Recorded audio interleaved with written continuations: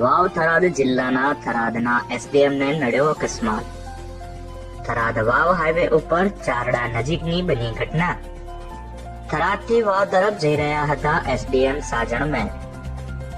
D I ગાડી અને એસડીએમની ગાડી વચ્ચે અકસ્માત. અકસ્માતમાં એસડીએમ સાજણ મેર અને ગાડીના ચાલકને થઈ ઈજાઓ. ડીઆઈ ગાડીમાં સવાર અન્ય 2 વ્યક્તિઓને પણ થઈ ઈજાઓ. કલેક્ટર સહિતના અધિકારીઓ ઘટના સ્થળે દોડી આવ્યા. એસડીએમ સહિત તમામ લોકોને સારવાર અર્થે થરાદની ખાનગી હોસ્પિટલમાં ખસેડવામાં આવ્યા.